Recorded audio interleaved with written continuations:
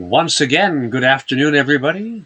I'm Trevor with Crowd Teamers. Here I have Tomas with Raise2Launch. I guess I'm also with Raise2Launch. I'm here chatting with you, and we're here having another chance to talk about and think about some of the additional things you need to do as you are both raising and launching and scaling your company. And Tomas, of course, brings expertise in HR and in fundraising. I bring expertise in marketing and go-to-market.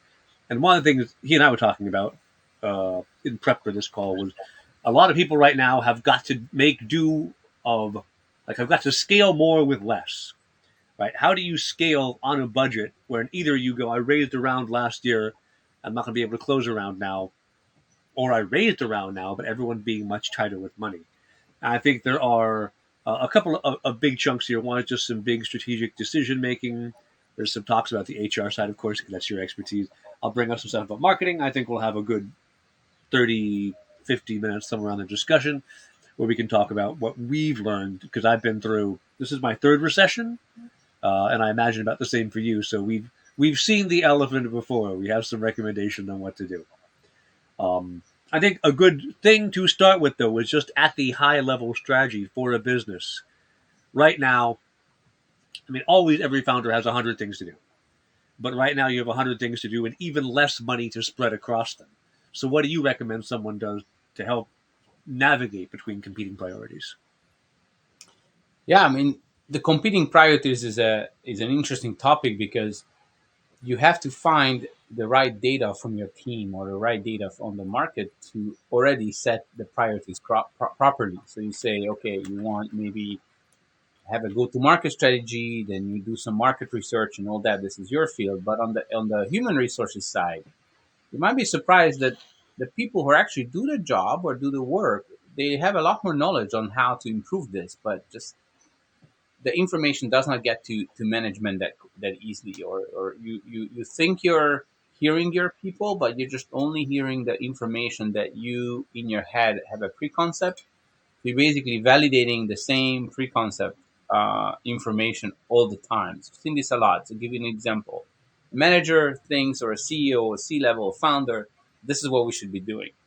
I talk with everyone, but I'm keep hearing that my idea was correct, even though that was just the partial information. And everybody Yeah. else talks about another part which you don't hear because you keep validating your own priorities. So what I was trying to say is, don't have an assumption about your priorities, because if you have an assumption already and you think this is the priority, then that's what you're gonna hear. You need to like have a clean sheet and really try to gather the information a lot more in a lot more open way, and try to ask people, what do you think should be the number one priority, what should be the number two, what should be the number three.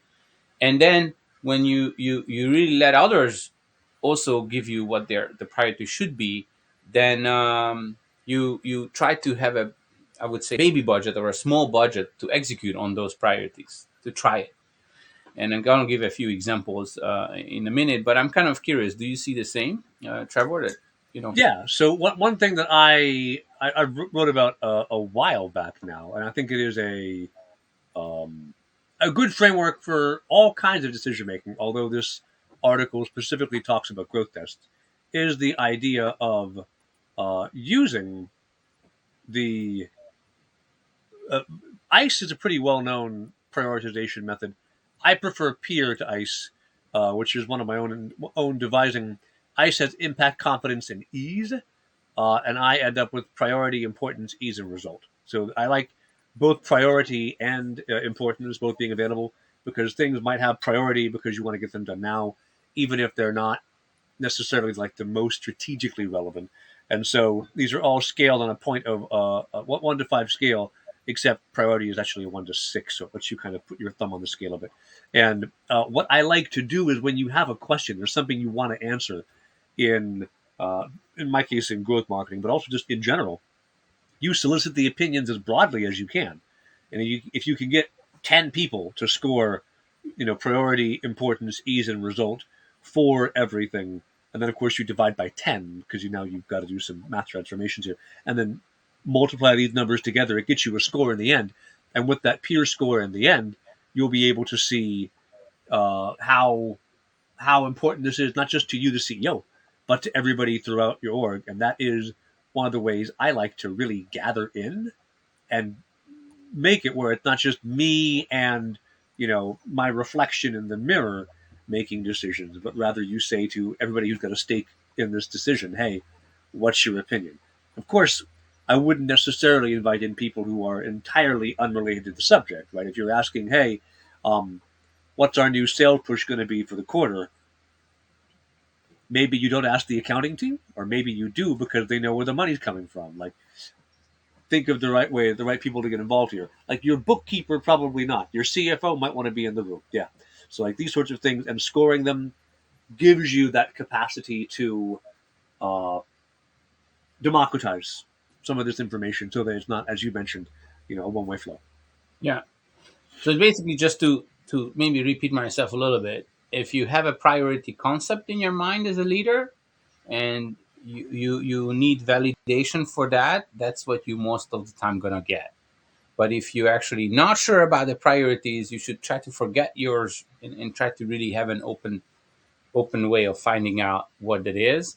And I do have a tool, actually, Quantified Company, that makes this very easy. I like what you showed, but you can actually let people fill out a survey. They can ask more questions, and the data comes back to you right away. And Yeah. maybe we should put it here in the link later on. And then basically you get hands-on data right away of what people think about the questions that you ask. And even if they if you don't ask the right questions because you don't know how to ask the right questions, then they can pose the right question and then give an answer to that. So it gives you like a, often HR consultants do this before they go into a company. They do like a look around what needs to be done kind of thing. So this is where this survey is coming from. They basically look around and try to measure what everyone's what problem challenges and so on. So when I've seen this done in an organization, I realized like, wow, founders or business owners or C levels should use the same tool to kind of gather information about what should be the number one priority. And it's interesting because, and this we're gonna talk more about this. If you try to build a culture, a company culture that is agile, and the people tell you what to do, and it is dynamic, then it's certainly not top down. It's always bottom up, so that Right. people tell the leader what to do, how this can be done, and so on. So that's why this is important to do, because it's the ideas and the best executions are never top down. It's always bottom up. Awesome. Yeah, I agree. So cool. I think one of the important things to do, even if you are relatively sure of your course, is to still get buy-in from everybody, right? Doing peer scoring and other various means of getting feedback from your team gives you, one, the capacity to make sure they're on board and also steer things a bit yourself. And two, just because you think you know what the right thing to do is doesn't mean it hurts to ask and get some feedback from other people. Um, Once you prioritize these things, usually, like if you use peer scoring, for example, what you end up with is just a table, and then every item on the table has a score. And then, of course, you pick the highest score things and tackle them first. But you almost inevitably, when you're right now trying to scale, and you're like, all right, so there are, three things you have to balance when you're scaling. You have to balance the revenue coming in. You have to balance the spend going out. You have to balance also the human capital available to make the work that you want to have happen. And load balancing those three is what a CEO job is as you scale. Um, you'll end up with problems that are defined large enough. Like, hey, we want to close 100 new accounts in Q3. Cool. That can be a high level priority for scaling. Is if we've proven this new market works, we've got 100 new accounts, and away we go. But what do you do to take the little step that gets you on the way to doing the big thing you set out for your quarterly or annual goal?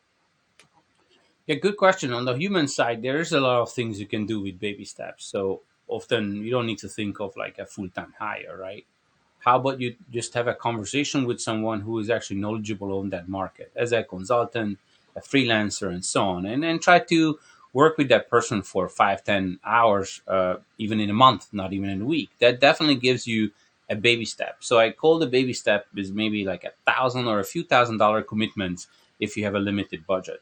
If you have a limited budget, but you want to try some of these things in mini or baby steps, then you commit an amount for each priority that you set, and that could be again a low amount, a couple of $1,000, and then you're able to bring a resource for that know-how, especially now with global recruitment at our fingertips, and people able to work for you on an hourly basis, kind of like they call it, um, you know, basically on an hourly basis. Time. Forgot the word right away, but time and material, right? Sorry, time Right. and material Yes. basis, right? It's very common. So it's very common to get maybe 10 hours of know-how from someone. So this baby step on the human side certainly possible. You have to have a little bit of strategy who to ask, where to find that person. But again, if that's your number one, two, or three priority, not knowing where the experts are and how to reach them, is definitely going to be part of your journey anyway. So you need to kind of make a step towards that in sourcing, in conversations, and so on. And it's very just one last sentence on this. It's very common to say you're not sure if you want to hire the person, but you want to try. So approach a resource, a candidate, saying, "I don't have a job for you, but would you want to try to work with me for 10 hours just to see how it goes?" Almost every time the person's like, "Sure, let's do that." And so again, with a baby step, with a baby little budget, you're able to give some amount of time to and money to allocate some money to someone who is giving you the know-how. So that's on the human resources side. And I think if the priority baby step is a marketing side thing, then maybe that's your field. So tell That me is about that. my area. So there are a few things I definitely agree. I like fractional hiring. I mean, not just because I do fractional CMO work sometimes, but also because it gets you an engagement with somebody to see if you want to be involved with them at a grander scale than just immediate engagement, but it lets you also try people out before you've signed that long term contract. I do also think when you are trying to take these baby steps, it is important. Like one of the key things that most early stage founders run into is their time doesn't scale. And they then need to get some of the work they're doing off of their plate. One of the best ways I know of to kind of silently document what you do so you can build SOPs, so you can hand it off to somebody who you pay less than you, either in your city or find some cheaper economy. I like Scribe, which is scribehow.com, I think, which is a desktop app that will just sit and basically document every step as you do something. So you can say, oh, here's my weekly upgrade for everybody who's bought my product, and I want to try and bump them up to the next level because they're using it enough. I don't have automation in place right now because we're too early stage for that. Here's the work I do. And then once you've just documented yourself doing it once or twice, you've got basically a PDF you can hand somebody and say, do this. So finding efficient ways to take these little pieces of work and you can give them away. It might feel like, oh, I've only saved myself it's 20 minutes once a week. I've only saved myself a little bit of time. You saved yourself the context switch. You saved yourself the need to stop whatever it was you were going to do and do this instead and then recover from doing that. And, 20 minutes here and 20 minutes there, you do enough of these and you save a few hours a week. That starts to get pretty substantial amount of time saved. So that's one, is finding ways to package up the work you're doing and handing them off. Another thing in finding baby steps that bring potential. I actually just had a call with a client earlier today about this. And we're spending something like $10 a day on a current ad campaign of theirs. And with that very minimal spend, we're already seeing like a weekend that they're getting like $100 and something per lead. And so they're getting one or two a week. Cool, right? This is a very tiny budget. It's hard to really scale it up big now, but being able to say, hey, this is the first time we've seen ads run that make money at all. is a big win for them. So I think we spent $120 over 12 days, but out of it, they learned, we can make performance marketing generate money. It may not yet be revenue positive, generate money in a way we've never been able to do before. That's worth continued investment, right? It's a baby step. Nobody is making money on a $10 a day budget, but you take that first step to see, could I maybe make money? And the answer is yes, maybe you can. So that's a way to really mitigate the risk. And I haven't got it ready yet. I'm pulling together some case studies, some examples, and some proof on my own end. You can, on $10 and $20 budgets on very small ads, really begin to learn some first signs of what's going to be performative for your business, either in a performance channel or in any other marketing channel, just by testing really, really broadly and seeing if you can make something work. So again, let's minimize the spend, minimize the risk. I do think it is so scaling, money, reduce costs, and then how do you figure staff? What's a good way to reduce the cost per hire as you're figuring, all right, I've got too much work. I've even made some SOPs maybe, but it's time to go beyond like the VA level of let me hire someone for $12 an hour. I need to hire a specialist in a role. What do I do to reduce those costs? Yeah, I mean this cost per hire is such a, thanks for asking, is such a important figure, but companies don't really track this initially. They just hire people as they go along, and cost per hire just comes in later when they start realizing like, oh, okay, the actual cost of finding someone. Of course, if you work with a recruitment company, that would be like a percentage of the salary of the person. Let's say 20 or 25% or something like that. If you have a contractor, you probably pay maybe a 10-15% margin on the person's salary for a while, right? And if you find it yourself, then your time and the recruiter's time and maybe the ad cost that you experience to find this candidate. So maybe a general rule is it's always between 5 and 25%, depending on what it is. And if you're able to keep this around 10ish, then it's really good. And if especially what I think is the quality is the big thing here, is that if you're able to find a quality candidate and that costs you another 10%, would you go for it? Of course, right? Same thing. If you get a big client and you had to spend 10 more percent on sales expenses, you would be happy, right? So you need to understand that this cost per hire is depending on really what you're getting. So you can't just say I'm going to keep this low because it has to be 10%. You have to be flexible within it enough to say that it is somewhere going to be between, I would say, 7.5% and 25%, and ideally your target would be, let's say, 15. And within this, it you don't mind paying more if the candidate quality is really higher. And Right. that goes back to our first kind of the first recording here, that that's how you can strategically hire. If you hire right away with three different ways: hire through a company who's doing this for living, like when it comes to recruitment, maybe an agency, work with a local partner in that country where you want to have the person from, to have a contract or a contract to hire, and then source on your own with building all your own talent intelligence to try to build up a talent pool that country properly.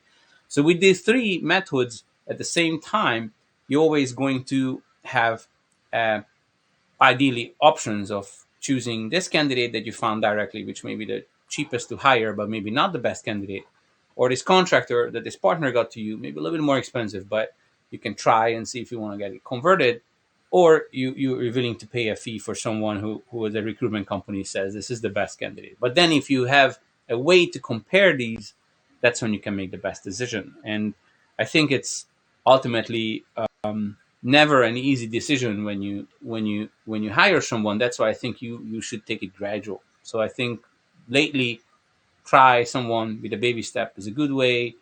Then maybe have a contractor and then convert it as even a smooth way.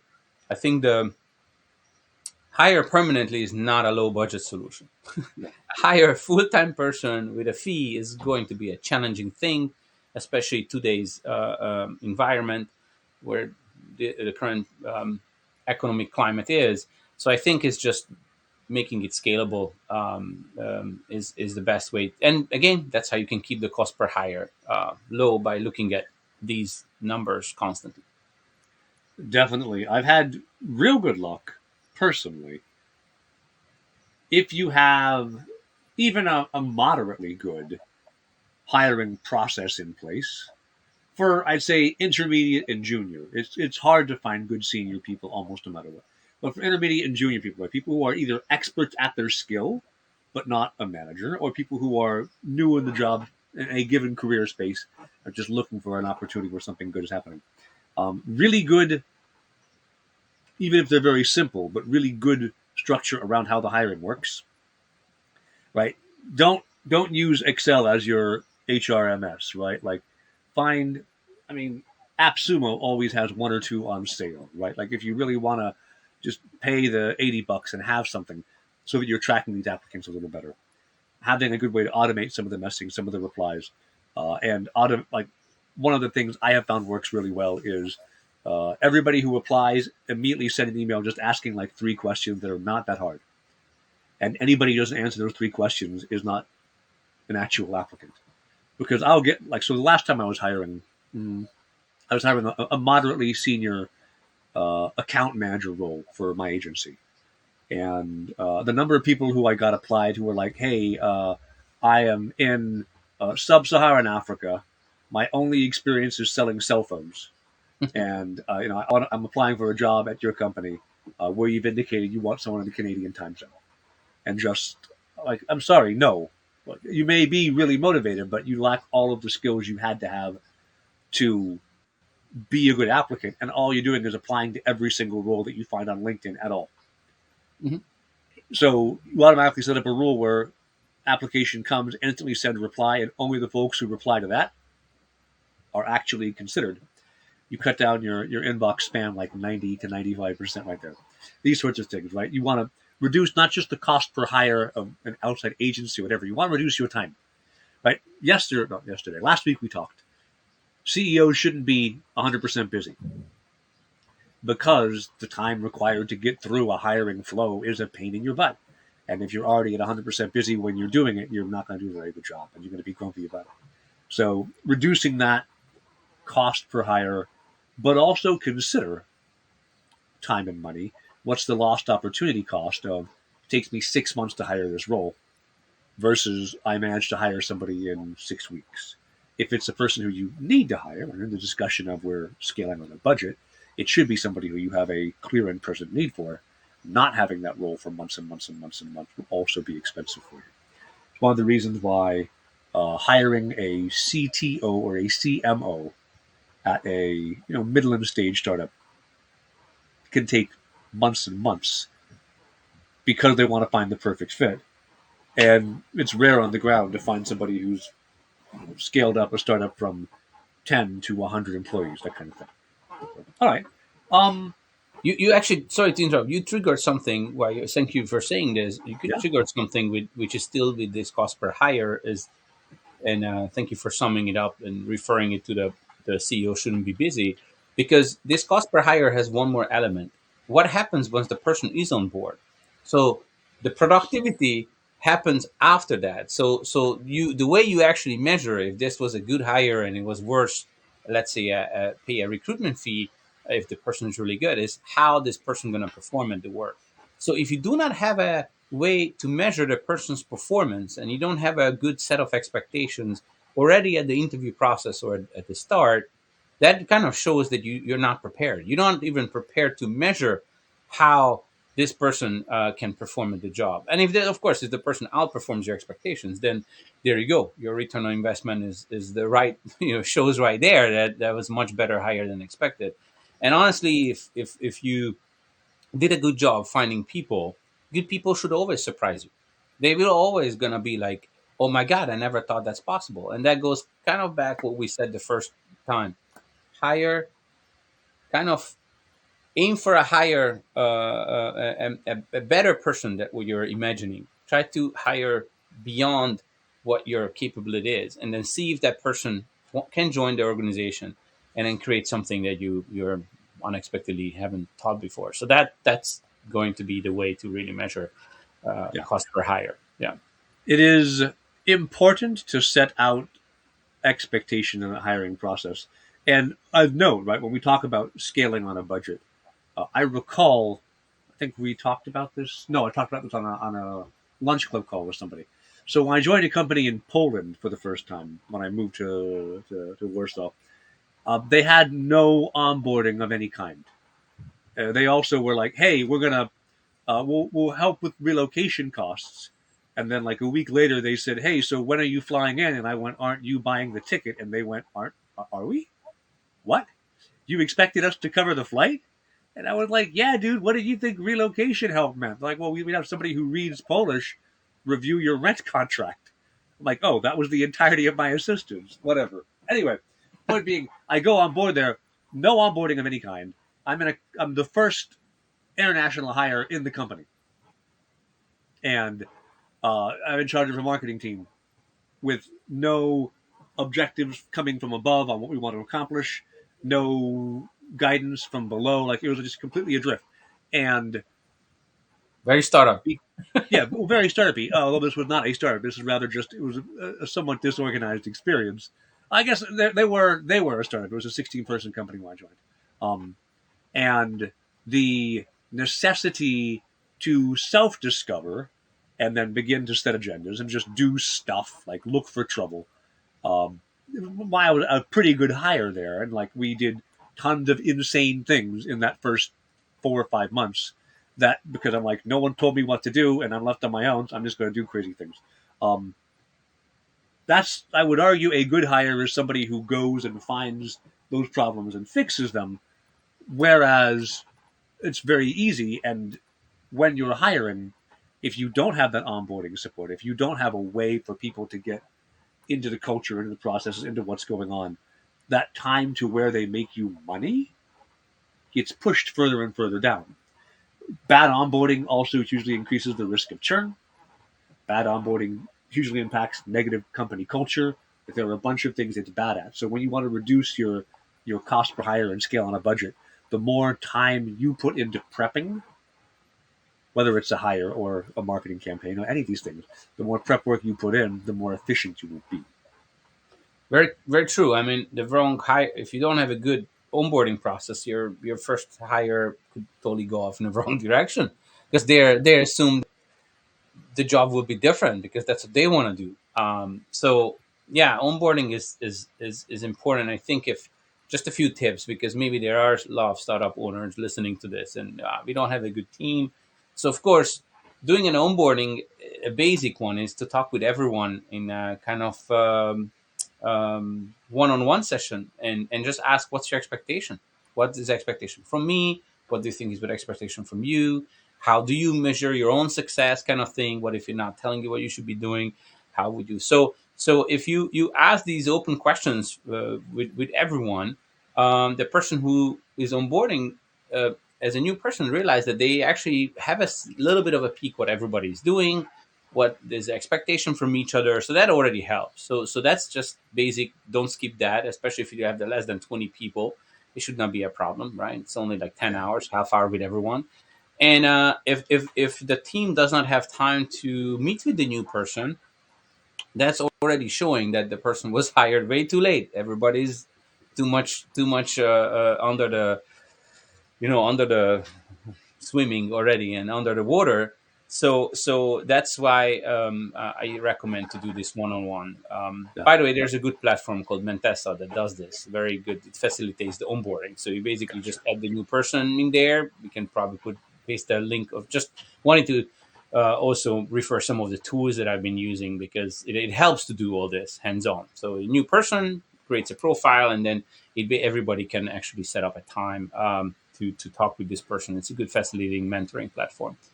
So that's with the onboarding. It's important to do this right. And maybe one more tip for founders: if you feel that the new person doesn't know where they belong or how can you create this new role, ask the person what should be their milestone when it comes to getting, for example, equity. What should be a year out, 6 months out, and then check back. Right away when they start is a good indicator, but check back a month later. Do you think that milestone that you set up for yourself, is that realistic in 6 months? Can you achieve that a year from now? Is that realistic? So because by the time the first month goes by, and let's just not forget that every time when you start a new role, the first month is always gathering a lot of info that often changes your perception of the actual role. So this first month, let's just call it incubating a little bit. Have time to check back with your new hire after a month and do like a little bit of a kind of performance review. How you felt, is the future looking milestone still looking reasonable? What else do you need? What other support do you need from me as your manager, kind of thing? So if you do that, then you actually have a little bit more care, at least the basic care for a new person. Yeah. Yeah, all right. So I think we've been touching on this. We talked a bunch, right? Hiring, even if you're not hiring overseas somewhere, just hiring further away, hiring hybrid gives you tremendous flexibility in finding good talent pool and paying less, at least because you don't have office overhead necessarily.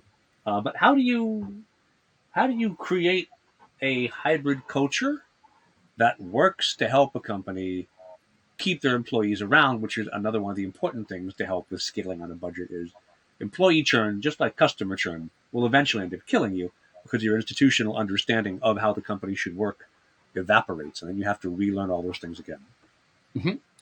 That is such a current topic, the hybrid culture creation that everybody's either trying to do or struggling. I had a little bit of luck of having more experience working remotely, like 7 years even before COVID, doing it. So that was a little bit new. And I went through this first struggle, like the 3 4 year struggle that probably people were experiencing now, that they have a hard time connecting online only. So the hybrid is what I was trying to say, is that media is noisy about, v managers measure the remote or work from home wrongly. Initially it was effective, then it was not effective. Of course it's not effective if you never talk things out, right? So that's why the hybrid setup is good, because when you go to an office every day, you feel this is unnecessary. When you work from home, you feel too disconnected. So it's normal that the balance is having some sort of at least annual, 6 or every 6 months or 3 months meeting with your colleagues,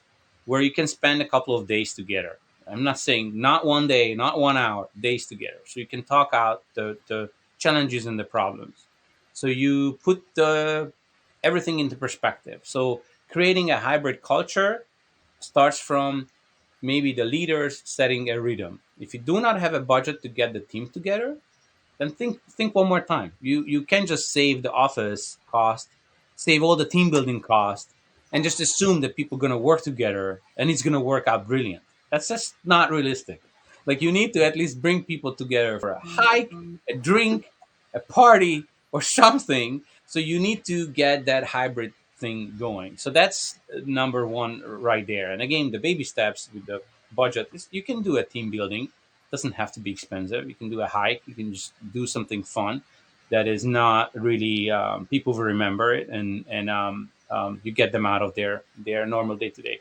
So what I'm trying to say is, creating this hybrid company culture is coming from how to keep people productive. And there's a saying in recruitment: you cannot hire motivated. You can't make people motivated. You just need to hire motivated people.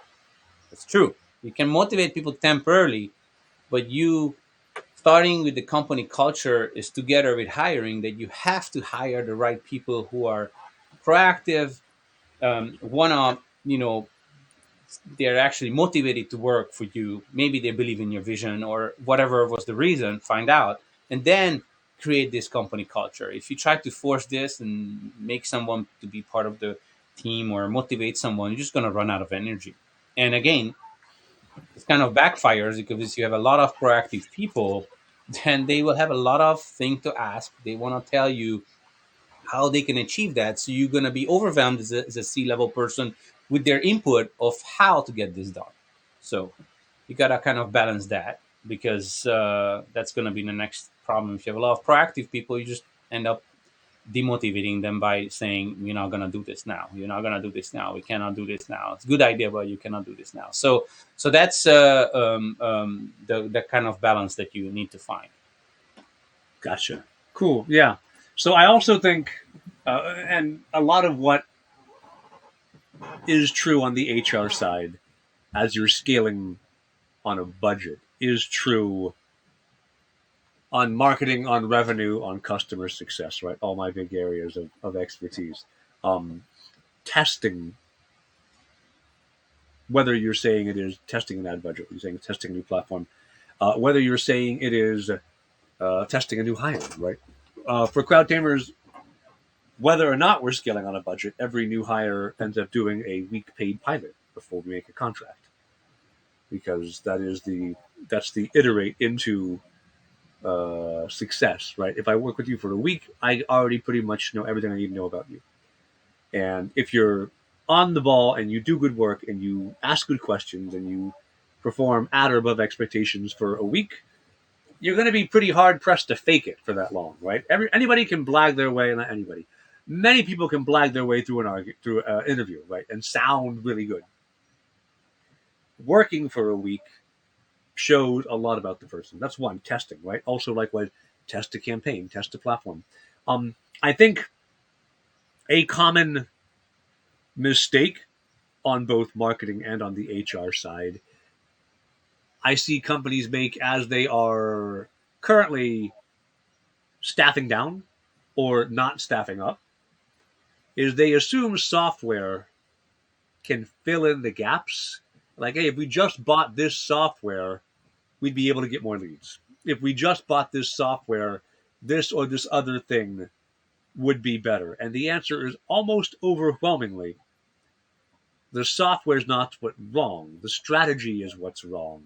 And the software is not going to cover that gap. If people are executing on a strategy, if you scale back, right? If you reduce what you're doing, or if you just don't, hire up to the goals you had, the answer is very rarely a piece of software is going to fix it. It tends to much more be, let's evaluate what we're trying to accomplish and not do, as I see all the time. I'll see a client be like, hey, I'm running Facebook ads because you're supposed to, right? And I'm like, yeah, but what, like, to what end? What do you want to have happen? Well, I want to make more money. Cool. How do these ads help with that? Well, they send some traffic to the homepage. That's not going to make you money, bro. Right? Like, even if you bought the best ad buying software, if your strategy is, I should buy some ads because it's what you do, not going to fix it. Um, and then when you scale up B2B versus B2C, and I think we'll talk about hiring a bit more on that too, because on B2B, you're more likely to be sales led. Not all B2B is sales led. There, of course, is product led B2B. But even product led B2B tends to need a sales team to land the big deals. Those I always recommend you start as you're beginning to scale, as you've got some room to play around with. Start with paid to figure out audience, problem, and offer. I've talked about that 100 times, right? Audience, problem, and offer. And once you figure that out, content goes very well, and then partnerships comes after. And on the B2C side, you almost flip it. Because your value from a user is relatively low, you might do some paid early on just to learn answers to the question, but then you stop it. You run content that's performative. You work on partnerships, influencers, wherever it is. You get people with big audience to send traffic your way at hopefully an affordable price. And only once you've got all of those kinks worked out of the system do you then move on to paid. I think if you look at these departments as teams, I could also say B2B, you're focusing upfront on your revenue acquisition. Then you focus more on your um, core brand and product, and then you work on integrations and partnerships. And on B2C, you start with visibility in the marketplace. Then you find those people who can connect you with other folks with big reach. And only then finally do you really work heavily on commercialization, monetization, and tackling the revenue problem. What do you think as you're scaling up? Like, how would you again? We're speaking to people who have all different industries, whatever. Like, how would you prioritize? What do I need to do to build a team to scale it? Yeah, I mean, it's interesting because if you do not have your department heads, it's a different approach. But if you have your department heads, then you actually try to create a unified score system, how you actually selecting candidates or how to screen candidates. You can't just say this candidate was good, the next candidate was good, and the third candidate was good. I mean, really, like how? And people laugh about this, but it is so funny after an interview when you actually have feedback. Oh, how was the candidate? It was good, but you can't quantify the the outcome of the interview conversation in terms of job fit, ability to able to perform the task, creating value and so on. So I think the first thing you really do is with your department heads or with yourself, if you don't have a department head to do it with, let's say technical team with the CTO, with sales and marketing people to the chief marketing officer and so on. So at least with the head of person or with yourself, create the corner figures. What are the important factors for you in terms of this person, how to perform at the job?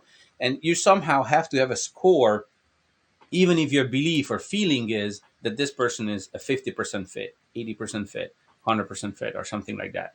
And try to quantify your feeling, because the it was good, that's not a quantifiable. The best one is the great. Oh, it was great. Oh, that's really good. That's really quantifiable. So we joke about it in recruitment that every time you use the good and the great, that just has zero meaning overall.